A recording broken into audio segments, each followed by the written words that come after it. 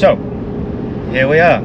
I'm driving down the road and you're watching me drive down the freeway maybe by now, or perhaps still leaving Beverly Hills, who knows.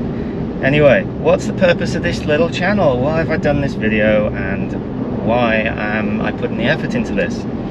Well, there's this thing about Land Rovers being, I don't know, just a little bit snobbish and a luxury vehicle, and just, yeah, fragile. Let's say fragile. That's a great phrase. Fragile. And that may be true, that may not be true, but the one thing that they're actually good at is going off-road and adventuring and just venturing forth and forward. So, we've got our Land Rover. It's an expensive car to buy brand new. Never do that.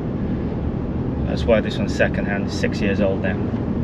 And I'm not in a position where I can afford to use a main dealership for all the maintenance on it. That would be crazy. I mean, the control arms alone are like $2,000 to get them to do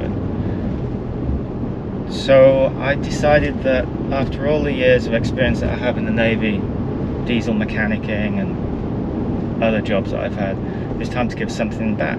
And this is what I'm going to do. So hopefully I'll be able to help you guys and girls out with how to maintain, operate, marginally improve, because I'm not into the whole kitting something out for crazy off-road thing and rock hopping on these. It's not the vehicle for that. Yeah, so we're trying to just dispel some of the myths of ownership that Land Rovers are in fact unreliable, troublesome, electronic, gremlin-ridden, soccer mum, Whole Foods prowling, mall crawling SUVs, and to prove that these things are actually pretty good off-road and they can go toe-to-toe with most other things. Of course, your extreme conditions is, again, that's a separate thing. I mean, you don't want to go rock crawling in something like this. You buy a specialist vehicle for that, or you build one. Anyway, hopefully I'll be able to explain to you how we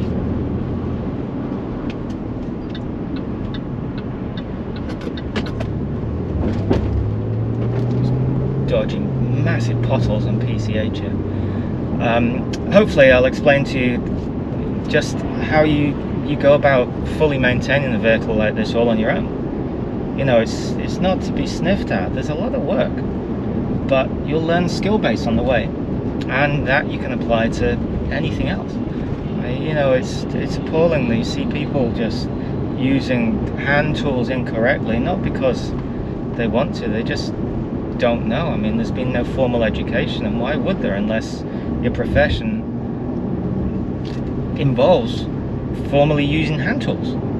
Anyway, that's enough of me waxing lyrical. I just want to give a little bit back, and hopefully enough to you know, so you can maintain it yourself. So what about the next thing? Well, you know, the off-road driving, it's hand in hand with a bit of adventure and, you know, the gung-ho spirit of getting out there and seizing the day and everything else. And I'm not very good at off-roading. I've done a bit of green laning and some BLM land over here in the US, so that's going to be a learning experience for me, which is great. I'm all up for it. But yeah, it's going to be fun. It's going to be incredibly fun, I hope.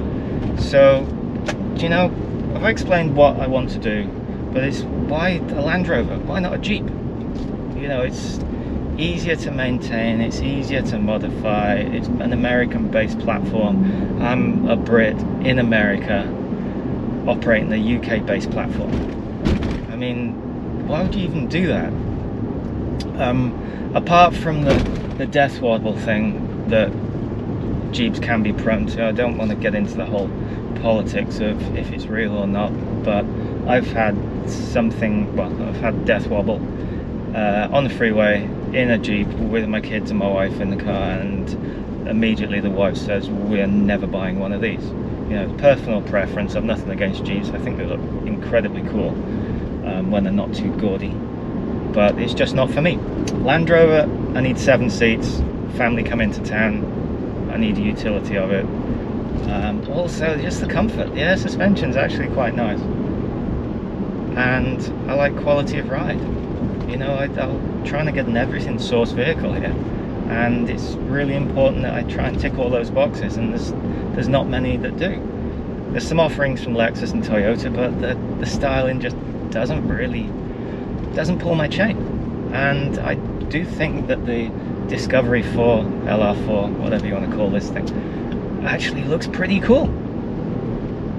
And the other thing is, I've always wanted one. From when I was a kid, I always wanted a Land Rover. Came close to pulling the trigger on a Defender several years back, but that just didn't pan out. Moved to the US instead, and then realized how appallingly expensive they are here. So yeah, that didn't happen. Probably will never happen, but you don't know what's in the future, right? Anyway, enough from me. Let's get back to having a little drive, and we'll see where we go in our adventure. Okay, back to the studio.